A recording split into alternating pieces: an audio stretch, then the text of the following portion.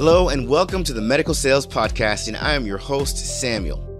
In this podcast, I interview top medical sales reps and leading medical sales executives across the entire country. And it doesn't matter what medical sales industry, from medical device to pharmaceutical to genetic testing to diagnostic lab, you name it. You will learn how to either break into the industry, be a top 5% performer within your role in sales, or climb the corporate ladder.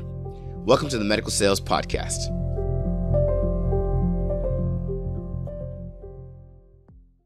Hello and welcome to the Medical Sales Podcast. I'm your host, Samuel, and today we have with us two special guests. They go by the name of Chandler and Evan. This is what happens when MMA meets telecom, meets medical sales, meets marketing. What am I talking about?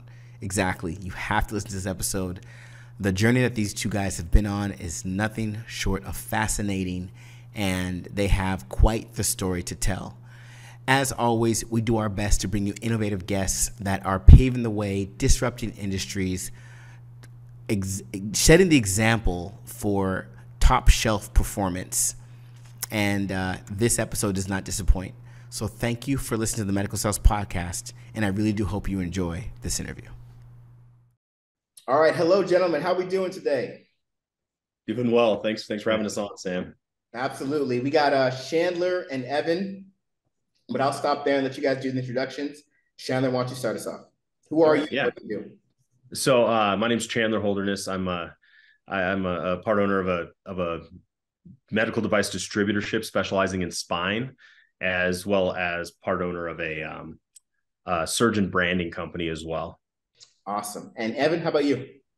So I'm Chandler's counterpart, also part owner of a spine distributorship, part owner of a marketing company.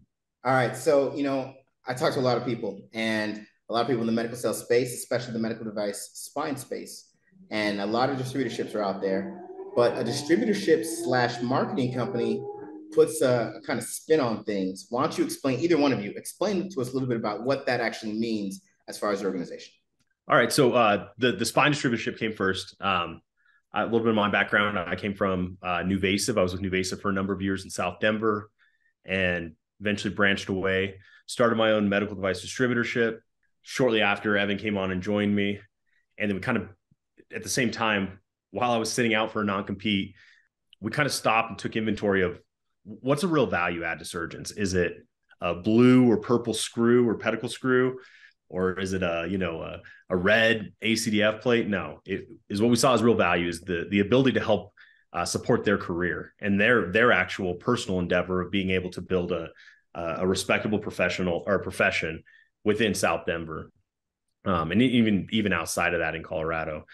And so then we decided that we were going to start from zero and just build a branding company that basically helped surgeons catch up to the rest of every other industry and effectively brand and market themselves, not to just primary care docs or chiropractors or referring physicians, but also to the patients themselves. And so then we built the branding company, Dark Water Consulting, which we called it Dark Water Consulting because we hear a lot of there's this moniker in healthcare, especially in sales, where they're talking about, don't get stuck in the red water where everyone's fighting over the same business or fighting over the same product. Go find a new product over in the blue water that someone else doesn't have. Yeah, blue ocean selling, right?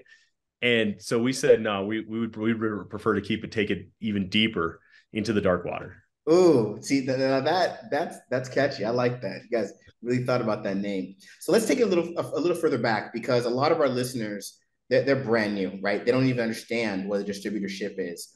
Let's take it back to when both of you started in spine. Take us back to college, and Evan, why don't you go first? Was it that you knew that a spine rep existed when you were in college and you were about to become a spine rep on graduation day, or was it something more of a discovery? Great question. No, I did not know spine repping was a thing. I didn't know that sales existed in the medical space, to be honest. I think my view of it was what's glamorized in media, which is pharmaceutical reps. And you see these movies about them and they live this super glamorous lifestyle, but it never was anything that I thought I would transition into at any point in time. At no point did I even think that, did I know this was a job? And at no point did I think I'd be doing it. Fair enough. When did it happen for you then? You graduated, and what did you do? So I actually went to a training program for marketing and sales, and I branched off of them, opened up my own franchise in Albuquerque, New Mexico, sold that business, and then moved to Denver. I worked at in telecoms for 3 years after that, and through some mutual friends, I met Chandler. So, and timing was right when he needed someone, and I was looking to make a move, and so just jumped into it, honestly. Wow. So you didn't even spend time as a spine rep. You went straight into spine distributorship. You kind of learned the business on the fly. I didn't know I didn't know the difference between a direct rep and a distributor when I signed on with Chandler. I just knew I was signing on with Chandler.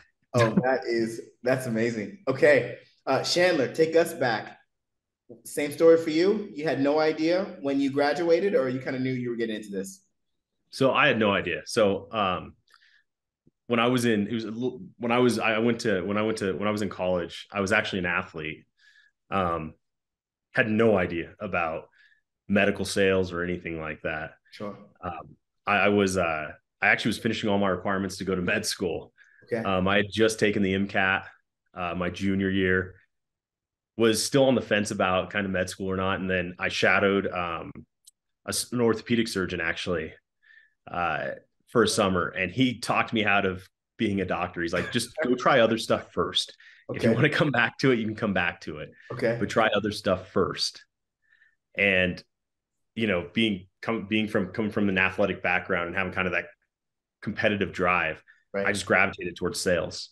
So then I knew I needed to get some sales experience. So I went, and my first sales job was selling credit repair in Boston, Massachusetts, but I was living in Denver. So I'd have to fly back and forth every other week. And that was my territory. Really hard job. Amazing. I learned so much. I encourage everyone that is ever looking to get into medical sales, do a regular terrible sales job first. Sell something that's hard to sell. And then from there, got into a small medical device company called Meridian Bioscience, where I was selling little test strips. That moved me to Austin, Texas. Worked there for about a year, then got a job in the OR selling for St. Jude Medical. Now it's Abbott, doing neuromodulation, so spinal cord stimulators. That moved me out actually I got a promotion within that job, moved out to Nashville, Tennessee. Really just didn't like living out there that much. So I quit and I left and went to, actually, I take it back. I got fired from there, right? Okay. Like, wait. So you can't just like throw that out there and be like, oh, yeah, anyway. Yeah. So what? Oh, I got fired, dude. Why did you get fired? Tell us the story. So it's kind of probably a similar place that a lot of med device reps find themselves at some point. Like, they'll get burned by the industry in some way, right? So I went and I started working for St. Jude Medical, excelled really well, did really well, super competitive, got promoted. So I was an associate rep in Austin, Texas. So you were a TM1. Define that real quick. What was the TM1? Yeah, so Territory Manager 1. Okay. I was there to support the TM3, who was the Territory Manager 3, who was the main rep. Okay. And then I was tasked to go out and get my own business. Got it. Right. So I came into a role or a territory that didn't have their TM3 had just quit, left, took their relationships, and they hired a new TM3 that had never been in spinal cord stimulators before. So I had more experience. And there, at some point, there just wasn't enough growth to justify 4 people on our team. Okay. So I was the one that was let go. Totally understand. It's just like a reorganization. Yeah. I moved back to Colorado and was ready and started applying to different places, and ended up being a junior rep for NuVasive rep, actually. So I was an ASR for a NuVasive rep in Colorado Springs, one of the most salt of the earth humans I've ever met. Brad Varing. He is won a silver medal in the 2007 Olympics in wrestling. Like, that type of person, right? Like, sure. Just a dog. Like, that guy will grind it out. So I did that for a year, then moved up to South Denver and took a promotion as the spine rep in South Denver. Got it. That's awesome. Fantastic story. So what sport were you playing in college? So I actually fought pro MMA. I turned pro when I was 19. And Wait, so wait, that was wait, part of wait. how The sport was wrestling, or no, MMA, mixed that's martial a arts fighting. that's a Yeah. competitive sport in college? I was professional. So I wouldn't qualify for any, I wouldn't qualify for any like I couldn't walk on to any like sports teams in like college because I was already a professional. I was like sponsored and everything. Oh, so in college you were a sponsored MMA fighter. Yeah. Yeah. How were you gonna just blow by that fact? What? He's on Google if you want to look him up. Thank you. Wow. So Thank you, wait a Evan. minute. Wait a minute. Thank Wait, you, wait. Evan. You gotta rewind now. Okay, so what was that? So you were entertaining like UFC, or what? No, I never fought in the UFC. I fought in like a lot of regional and like higher regional circuits. It's funny. I actually like it allowed me to keep sponsorships during the fights that the UFC won't let people keep. Sure. So like it was awesome, man. I met so many good people through that. Uh, Imagine. some Absolutely. of the most some of the most humble, nice, caring, and just in all honesty, intelligent people I've ever met were guys I trained with. Georges St. Pierre, one of the most thoughtful people I've ever met. It's awesome. Um, like Shane Carwin, super good dude. Neil Magny still, I think, is one of the best humans on the planet. Yeah. So tons of people that I got to train with. So I think it's no secret now that forget just medical sales, in sales in general, you got to be a fighter. But for you to actually have been a fighter, that's a compelling story and a compelling spirit that you're taking into medical sales. That is amazing. So, something happened then for you to say, I don't want to try to get into the UFC and I want to explore being a physician. Was that always the plan, or did you have a moment that kind of changed the trajectory for you? So I'll put it in perspective. So when Shane Carwin was getting ready to fight Brock Lesnar, I was one of his training partners. Wow. Okay. Shane Carwin kept his day job. If that goes to tell you how little longevity there is in the UFC or in MMA in general. Yeah. So I just saw it as a building block. And that's how I mean, like, you're a college kid that's getting paid 5-10 grand to fight. You're pumped, dude. Like, right. like that's solid, man. Absolutely. That's great. Kept me in shape. And yeah, it was awesome. Man, what kind of did you mention this in the interviews that you went on for medical sales positions? I'll say like that part of it was, I would say that my past experience as an MMA fighter probably got me in more doors than my education ever did. Yep. That's where it is. That's it. So, there's something you said earlier that I want to just touch on real quick. You said that you would recommend any person that wants to get into medical device sales to do a regular sales job. With that being said, and our program is one of them. There are programs now where people can bypass getting into a sales job and actually learn, for lack of a better phrase, what it takes to get into medical sales positions. How do you see, things like that, like what we do? How do you see that? I think the more personalized, the better, right? So the only reason that I said go get a sales job was that that's the best way to get the experience of what you're actually going to go into, right? If you go to like a bigger, medical sales institution or something like that, usually it's kind of like a giant class and it's kind of a one size fits all. Now, with any other program, like I think your guys' program is a little more customized and you work one-on-one with the person, which that's completely different because you actually get to know that person individually. And you can actually have the conversation with them where you're like, hey, here's something that worked really well for someone who's like you. Got it. And so you give them something to chase after. So I would say if they're going at it alone and they want to take the long route, go get a crappy, tough, like shit sales job. Sell copiers. Got it. That makes a lot of sense. Okay, fantastic. So let's fast forward now. So Nuvasive, you're killing it. You were a fighter, and then you meet this great guy Evan that's just coming from telecom, and he's in his world.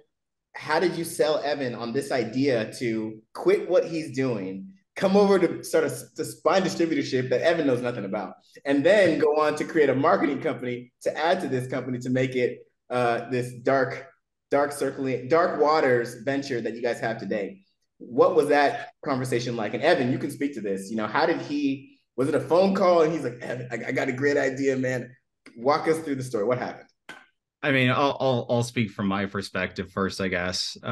So yeah, I mean, I was with Comcast business for 3 years. I was a supervisor there at the time. Speaking to what Chandler said about sales jobs, I will second that. Getting no's in a cold calling environment, nothing like it, and it builds you quick. So I had a conversation with Chandler a couple of years prior to joining him.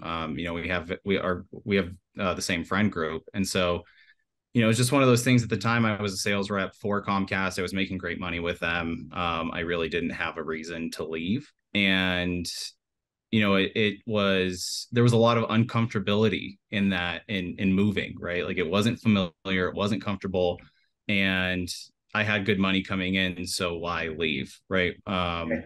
So, fast forward a couple of years, a couple conversations later, I'm a supervisor, and there's a joy that people take from training others and really building people up, and it's a job that I've done in every single role that I've been in up to this point in my career.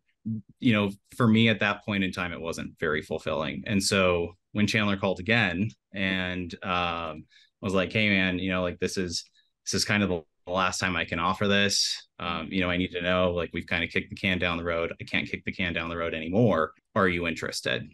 And I was, so it was the right time. It was a good environment. I felt like there was a real challenge here. One, in understanding the industry, and then two, wrapping my head around the fact that I was going to be in ORs. Kind of a scary thought for me at the time. And, so it was the right time to make the move. And, it's been completely fulfilling. I don't regret it for a second. And, I came from a failed business prior to Comcast, and so there was a lot of apprehension I had towards taking a risk. But if the timing lines up, and there had been enough time from my last failure to kind of lick my wounds and get over it, so I made the jump. Hey, life favors the bold, man. More power to you. So Chandler, now why Evan? When you had the idea to go this direction and leave Nuvasive, what was it about Evan that I got to get this guy to get on the team? Walk us through what happened. So part was necessity. So I'll go over the first part of necessity. So I was 6 months into making the jump from Nuvasive, right? Thought I had figured out who's going to cover my non-compete. So not only did I make a jump from Nuvasive into distribution, I went into distribution, and the products I used or I picked or contracted with, the companies I contracted with, none of their stuff was on contract at any of my hospitals. Wow. And so literally when I moved over, my surgeons flipped stuff right away, and I wasn't expecting that. And I'm like, oh man, like you left Nuvasive? Hey, cool. Tuesday, we have 3 T-lifts and an ACDF. And I'm like, all right. So, I mean, just started covering cases, and then I got served with a cease and desist. And I actually had tried out a few other reps, having them help cover. And I'll kind of go back to what separated Evan from them. But yeah, I was trying to, I was fumbling through trying to set up cases at 2 a.m. where I wouldn't be seen in the hospital. And eventually it led to me getting a cease and desist from Nuvasive, threatening to sue if I continued violating my non-compete, or allegedly violating my non-compete. So then I pitched to Evan. Like I said, it was kind of the one where I'm like, all right, dude, I got to know, can you come on and help me? And he's like, I'm not sure that he actually knew what the job was when he accepted it, but he joined. And, or I guess, Evan, I didn't get the cease and desist till after you were hired. So, yeah, no. So I hired Evan because I was going through other reps and they just weren't doing that great of a job. I hire Evan and I'm like, dude, this is gonna be perfect. There's only 6 months left on my non-compete. We should be good. I haven't gotten anything yet. So it'll be perfect. I can train you and I can be in there with you. It'll be a nice, slow learning curve. You've never been in the OR? No problem. I got you. Wow. 2 weeks after I hire him, I get sent. That's movie script quality right there. So what happened? So I go home one day and I have this certified package on my doorstep. I'm like, what is this? Mm-hmm. I open it and I look at it, and it's from Lusk Boulevard. And I'm like, I wonder if Nuvasiv forgot to like pay part of a check or something. Let's see what's in here. Yeah. Nope, cease and desist. I mean, there had to have been some panic. Oh yeah, dude, that's scary for sure. Absolutely. But I knew that was a risk that was going to go, that was when I was going into it. And I was lucky with Nuvasiv. So when I left with Nuvasiv, I had about 1 point, I think the year before I left, I did like little over $1.5 million in sales. Yeah. So is why I'm saying that I was lucky for that is that it wasn't a lot to lose. It wasn't a lot to walk away from. Okay. So it didn't hold me there. Right. Whereas if I had like $5 million, I'd be like, dude, it's a big risk. Right. So I left knowing that there was a good chance that, but at the same time, I was like the most successful Nuvasiv rep in South Denver that they had so far. Sure. So I knew it was a risk, and it is scary. Was scary, is scary. It's funny on the outside looking in, it's not that scary. So let me ask Evan though, because you can say that now. How scared was he, Evan, when he got the letter and he gave you the call that you got the letter? The thing he told you would not happen, and he's good. You guys are good. This question is kind of a running joke in our distributorship because I had my own business previously, so I knew what the implications of a cease and desist were. Right. What I did not understand was what position that put our distributor in at the time, because I was 2 weeks into this. There was very little understanding of anything that went on in this industry. Like, I was just trying to figure out what trays to put back together. Wow. That's the level that we're talking here. I had seen one case. So yeah, I mean, there was a very large lack of understanding of what that meant for our distributorship at the time. What I will say about Chandler within that time is that, I've seen this a lot. There was no difference, honestly, in demeanor. There's for leaders of a business, there's got to be a certain acceptance of what your emotions can do to people, and a situational awareness of that. Right. For me, I was very new at that time. I was very vulnerable. I was very there was no confidence on my end. So even seeing that and understanding the implications of a cease and desist, when Chandler said there was nothing to worry about, in my head, there was nothing to worry about. So I didn't. So Chandler's confidence was supporting your confidence. Yes, absolutely. All right. Hey, it is what it is. That's fantastic news. So how did you guys adjust? What happened after that? So pretty much just threw Evan in the deep end. I was like, well, man, we're going to be doing some late night studying. We're going to do we rented we had this storage unit and that storage unit became our walkthrough staging area for, hey, these are the cases we have tomorrow. Yeah. But these are the cases we have in 2 days. Let's get the sets in and we're going to walk through every single one of these. Oh, and by the way, the surgeons haven't seen this particular set before. Wow. So we're going to go through it. And here's the questions I think they'll ask. So we had plenty of late nights of just role playing. All right, walk me through the system without touching it. I'm the scrub tech. I'm the one that touches it. You got to walk me through it, not just knowing how it works, but how to explain it to someone else who doesn't know how it works. Wow. One thing I want to just touch on real quick. Can you explain to our audience, because again, we have a lot of people listening that might not be very clear on what a cease and desist means, but just explain in layman's terms. And I want Evan to do it because Evan was the one that was kind of brought in and forced to learn it from not knowing exactly what that is. Explain what a cease and desist means in this for a new distributorship. I mean, it's basically this terrifying warning letter that its intentions to sue. That if you continue the behavior that is in violation of your non-compete, which prohibits you from having any business in these hospitals, any business with these surgeons, then they can sue and they will sue. So it's a very heavy-handed notice to stop doing anything if you are. Mm-hmm. And you guys got around that by changing up the procedures a little bit. I mean, I wouldn't say we got around it. We managed, there was, and, that's why I brought up the glamorization of the pharmaceutical rep earlier, in that what we had to do and the work we had to put in was ugly. It was the grind. It was, there was a lot of frustration on my end, right? Because there was so much I didn't know. I've done pretty well in school up to this point, and to feel like the dumbest person in the room every time I walked into one was such a scary feeling, and it's one that I wasn't used to. Right.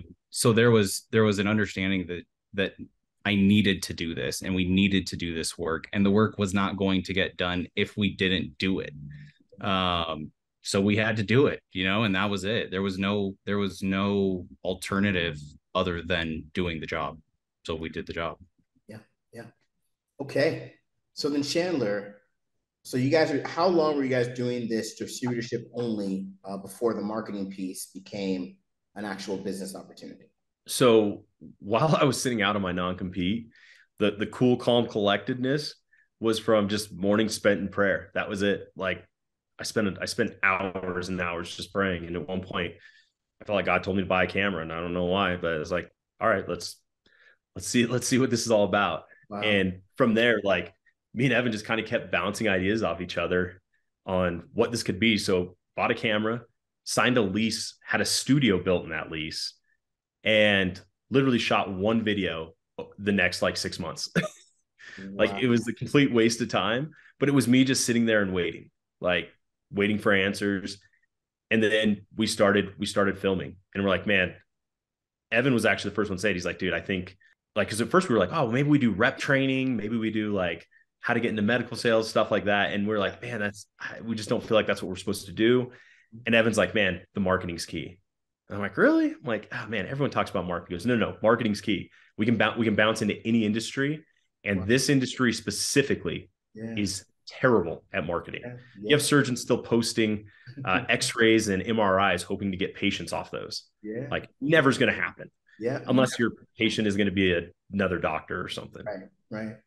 So about I don't know, I was probably month 8 into my non-compete at that point.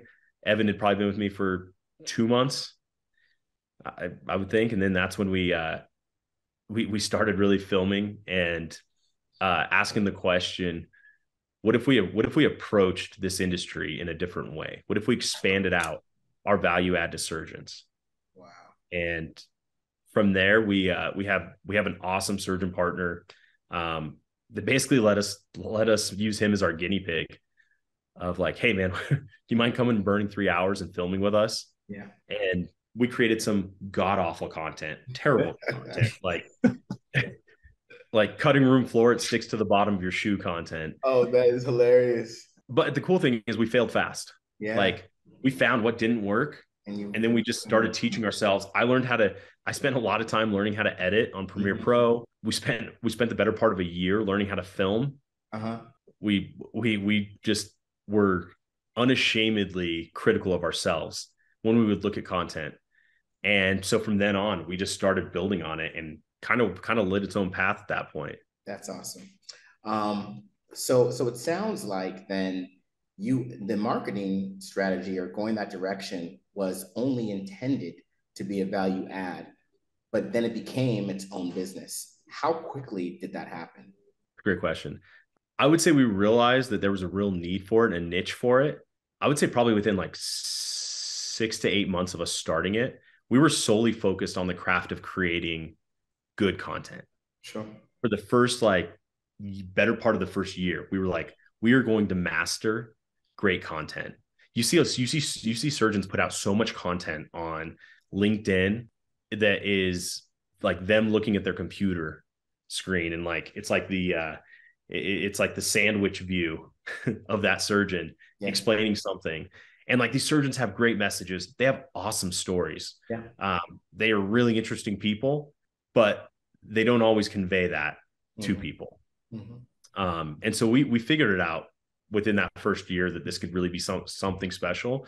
But our first thing was, we're just going to learn to film. We are going to perfect this part of the craft. It's kind of like if you in like as a medical device rep, you don't worry about building a territory when you first get in. you first worry about, you become obsessed with the perfection of a case. Mm-hmm. How can I cover this case to the best of my ability? Yeah. Yeah. Like I don't deserve the business if I can't do that. Absolutely. I love to hear that. Okay. So I'm gonna switch gears just a little bit. I want to Yeah. highlight something. You both are underrepresented groups. You know, you're Filipino, Evan, and you're half black, Chandler. How has that played any role in both of your careers? You know, to your detriment or to your benefit? Just talk to us a little bit about what that experience is like. Because one thing that we've done here at the Medical Sales Podcast is we want to highlight underrepresented groups because let's be honest, the medical sales world is pretty white dominated. So you know, if either of you can speak to that, maybe Evan, actually, you go first, and then Shannon, please. You know, for me, I was very lucky growing up, in that I grew up in a very accepting community. I grew up in El Paso, Texas. It's a border town next to Mexico. You know, I'm Cheap Filipino. Mexican. Yeah. You know, I'm That's all. Filipino that commonly gets mistaken for Mexican. Sure. And you know, I'm fine with it because I grew up in a community that only showed me love growing up. I did go to Texas Tech for college, and that was a very jarring experience for me. You know, because it's a very white dominated school. You know, and they let you know it. And so that was really where I experienced a lot of me being different, Sure. uh, and being called out for it. You know, my career, same thing. I've been, you know, a lot of it was in El Paso, in Albuquerque, and in Denver, all which, in my opinion, are very accepting areas and communities, and ones where minorities are fairly well represented. So I haven't experienced it so much in my career. Gotcha. I feel like it's been a detriment for me. I think the exposure and the communities I grew up in, it was almost a benefit. Okay. How about you, Chandler? I would say so I grew up in Western Colorado, so like super wide area, right? Yeah. Honestly, man, for me, so I've lived in Western Colorado, Texas, Tennessee, Boulder, Colorado, Boston, Massachusetts. Wow. And I gotta say, man, like I stuck out a lot in the more rural Western Colorado, parts of Tennessee, parts of Texas. Mm-hmm. But everyone was so curious, and like it was genuine curiosity. Mm. Like genuine curiosity. I never took offense to anything Okay. like that. I would say really the biggest obstacle I had to overcome in those ways was honestly on my non-compete. At one point we had to we had to serve we had to have our attorneys send a letter to one of the major hospital systems, letting them know that we were about to sue them for discrimination. There was a hospital director that had revoked some credentials, my RepTrax credentials, Okay. and was requiring me to jump through hoops that no one else had to jump through to get them back. So you And kind so of felt something was going on. yeah, it was super weird. There were probably 6 other spine reps that year that also left their companies, their respective companies, and we're all good friends. Yeah. And they were all white, and they all said the same thing. They're like, dude, this is super bizarre. Wow. This guy's going after you.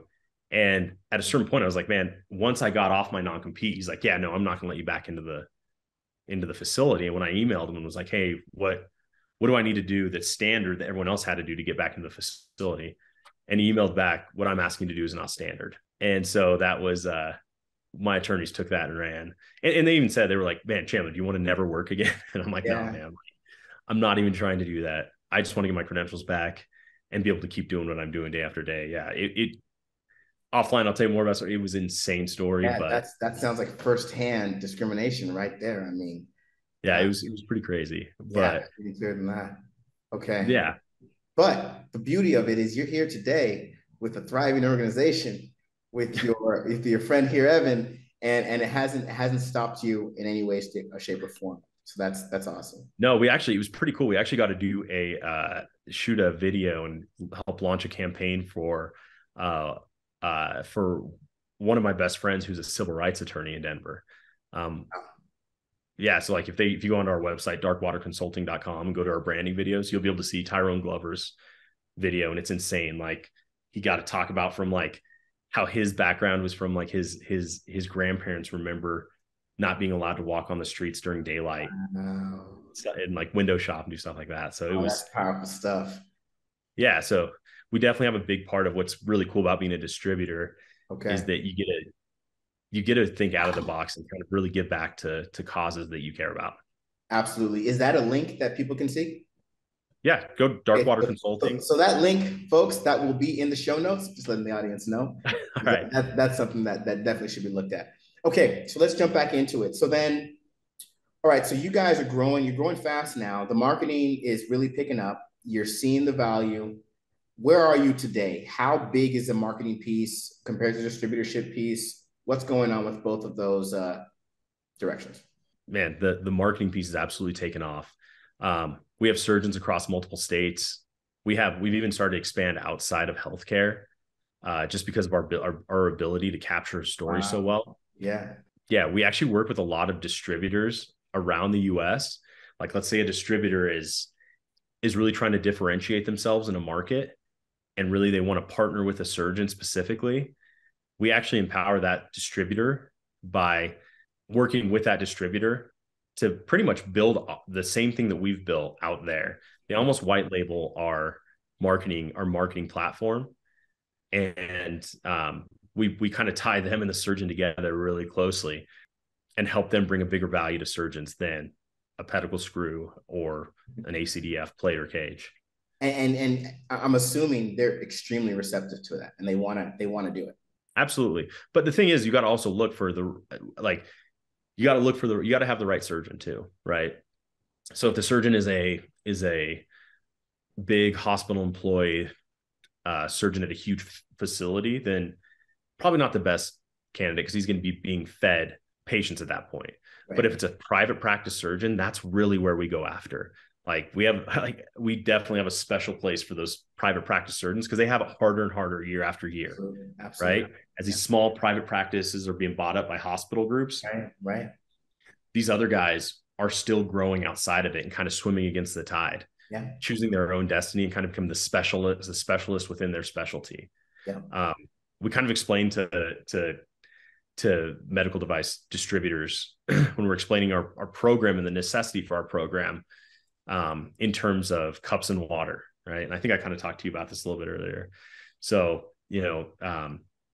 10 years ago, if a surgeon was to come out of their training and start, whether it's private practice, or let's say they're going to start private practice, they would, we'll say that they're out in like a desert kind of, right? And the water or patients, like they have to get water, they have to get more patients. And then to transfer that to make that water nutritious or to be able to something they could consume, you have to put it in a cup. So you have to do the surgery. So the cup is the company, right? So 10 years ago, there were 4 major companies. It was Medtronic, NuVasive, DePuy, Stryker.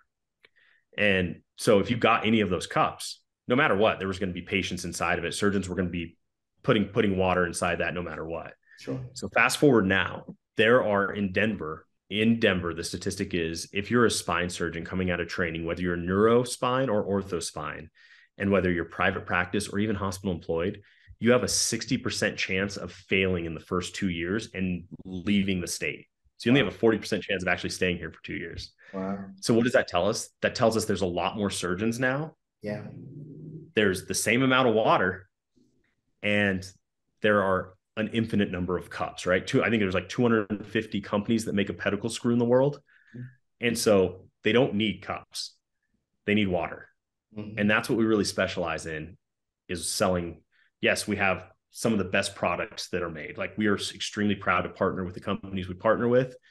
They do an amazing job at creating life-changing products. But the real value to surgeons is water. It's patience.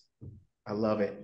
Evan, coming from, and I really want to ask you this question, because your perspective is going to be a little bit different than Chandler's, right? Chandler's been in this industry for a minute.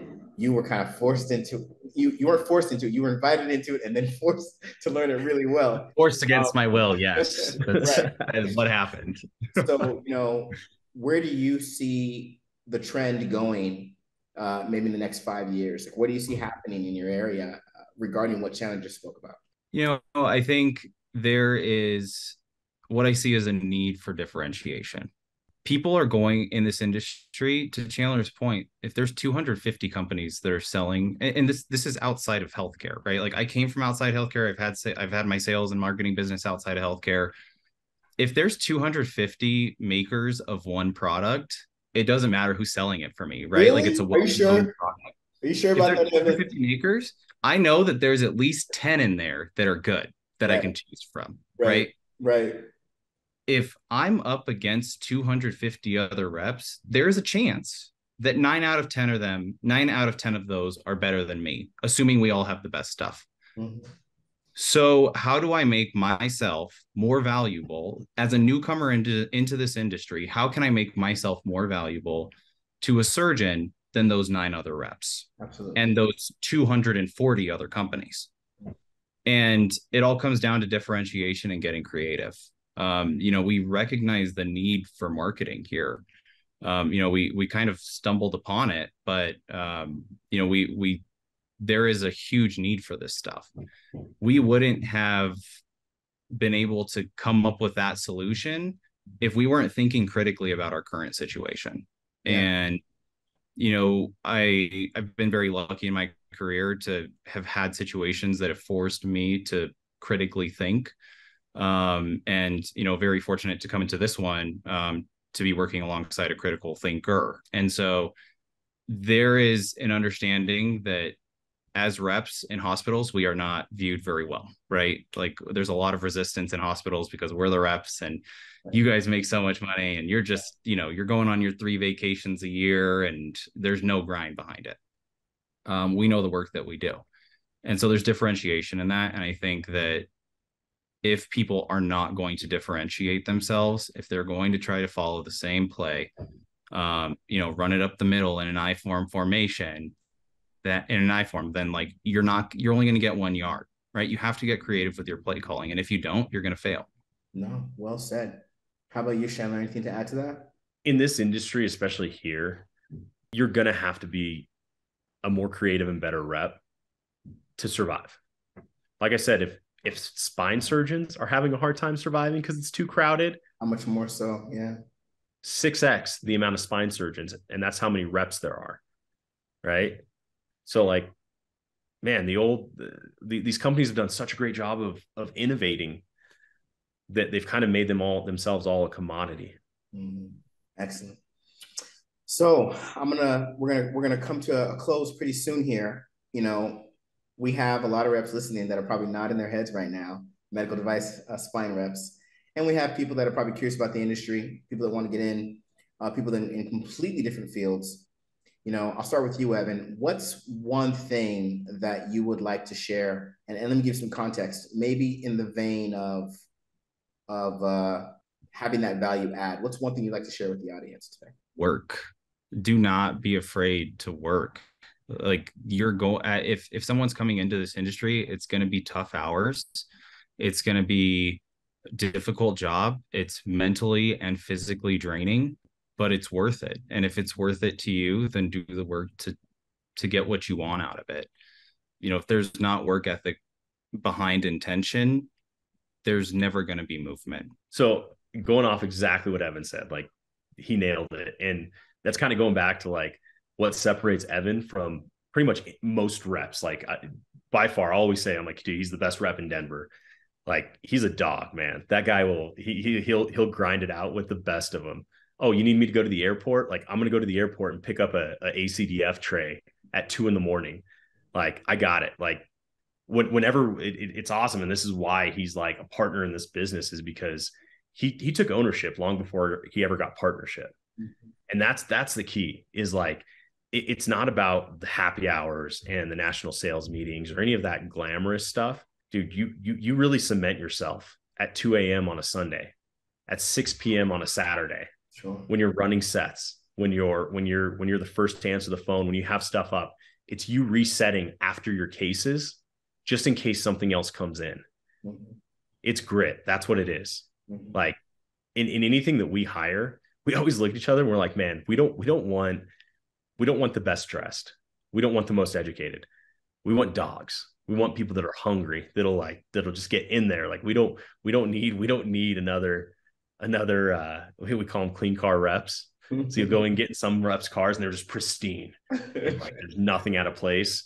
You get me in Evan's car, there's probably anywhere between 4 and 6 coffee mugs rolling around in there. There's jackets everywhere. There may even be some scrubs from another hospital down there. Like it's if you can't embrace grit, this industry is not for you. At least not in spine. There are other parts of this industry that can tailor you great, but like I'll tell you, like in spine, we look for the dogs. You know what? On that note, I would even add that I think to your point, if you're going to be a performer in any industry, especially in medical sales, you got to have that grit. Doesn't beyond spine. If you want to be a performer, which everybody should strive to be, then you definitely have to have that grit, and that's beautifully said by both of you. Okay, now thank you so much, guys, for all of your insight. The Dark Waters journey has been amazing to listen to. We got a what would I say, pre-MMA fighter, post-MMA fighter on the line with us. Now we're going to switch gears as we wrap up the show. I'm going to ask you each 4 of the same questions. You guys have a limited time to answer them. So give me the answers that first come to mind. And we'll start with you, Evan. Evan, what is the best book you've read in the last 6 months? I Don't Give a Shit About Your Brand. Wow, that is intense. Who wrote that? The publisher published it with an anonymous author. I'm sure that was intentional. It's a little kitschy for me, but it asks a lot. It is dated to a point, but it asks a lot of questions that as a marketing company, we have to answer. Okay. I like it. How about you, Chandler? Best book you read in the last 6 months? The Count of Monte Cristo. Nice. Ooh, now that I was not expecting to hear. Not that I was expecting to hear anything, but The Count of Monte Cristo. Was that new to you, or did you just want to read that? I reread it, actually. Yeah. It's my favorite book in general. Best revenge story of all time. Yeah. Of all time. Yeah, it's patience, it's calculation, and it's grit. Like, yeah, someone kept with their plan and formulated their plan. Like when they were buried, they weren't buried, they were planted. Yeah. And that's what. Man, that is I'm gonna reread that book myself. I love that you put that out there. Okay, next question.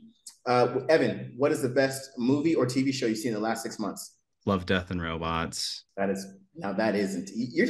like the intense stuff, Evan. You're the definition of grit over here. From the books he reads to the shows he watches. How about you, Chandler? I would say I'm watching Severance right now, and I think it's awesome. Nice. I think it's a really cool show. It's interesting to watch like how we view work and life, and like you're always like, oh, dude, I got to separate work and life. And then it just talks about like the duality of those 2 separate identities. Awesome. I'll have to check that one out. Okay. All right. Evan, best meal you've had in the last 6 months. And it can be restaurant/meal, that kind of thing. Chandler and I are probably going to have the same answer on this one. What is it? We went to a birthday surgeon at this restaurant called the Wolf's Tailor in Denver. Honestly, not the best meal I've had in 6 months. It's probably the best meal I have ever had. Wow. Now that is a statement. The Wolf's Tailor? Yeah. You second that, Chandler? I do second that. It's it's a restaurant. It's a restaurant that's an experience. It's phenomenal. Like Denver is not a food city. Okay. Like living in Boston, spending a lot of time in New York, I spend a ton of time in California. I will put the Wolf's Tailor against any restaurant in the US. Wow, like that. Okay, I'm gonna have to. That is on the list now. The Wolf's Tailor. Okay, and then last question for you, Evan, and you, Chandler. What is the best experience you've had in the last 6 months? Well, I got married in Iceland in a volcano in July, so I'm probably going to just go home. No one's topping that one. Wow. Of course, the intense guy says that. First of all, congratulations. Thank you. Amazing. And that's awesome, man. Volcano in Iceland. Wow. That's incredible. How about you, Chandler? Well, my daughter was born, or my second daughter was born 3 weeks ago. So, wow. So you did. It's tough to beat that experience. That. Wow. Okay. Well, you guys are just some incredible guys. You know what? That's awesome, Chandler. Congratulations to you too. Thank you. Both of you. It was amazing having you on the show today. Thank you guys for sharing with us. Wonderful journeys, and we've all learned so much. We can't wait to see what comes from Dark Waters and all your continued ventures. And thank you guys for being on the show. So real quick, Samuel. our distributorship, you can see that too. Alliance Medical. It's Ally, ALLY -med.com. And then our branding company is Darkwater Consulting, and that's just darkwaterconsulting.com. And just so everybody knows, go ahead. If there are any distributors or reps or surgeons or anyone that's interested in, after they take a look at our content, they can sign up for a consultation with us. And yeah.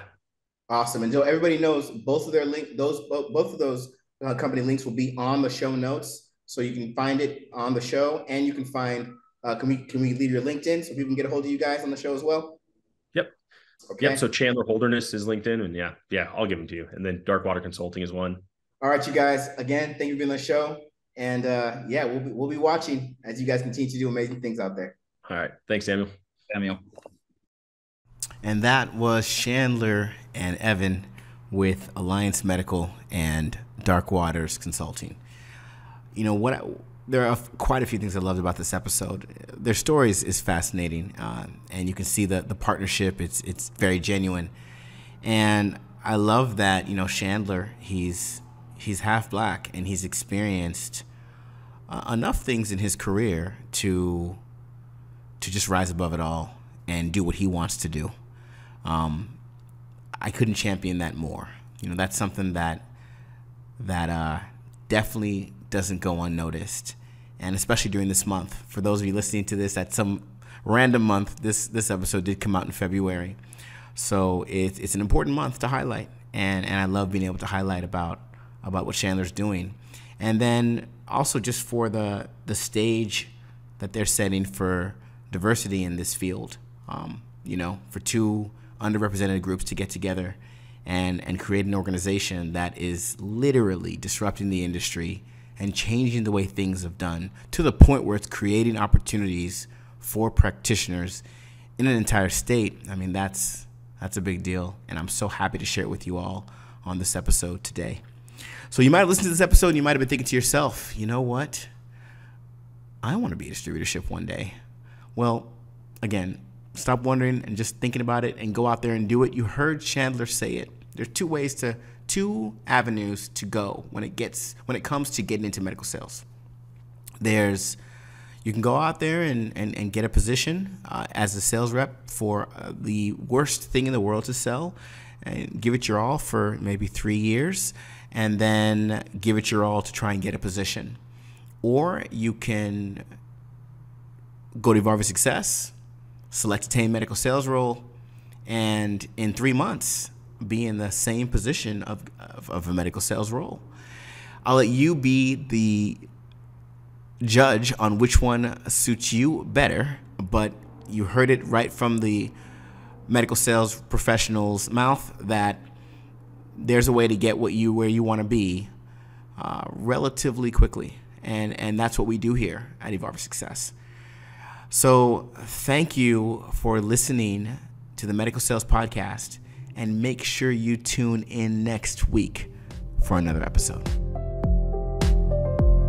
I hope you enjoyed today's episode.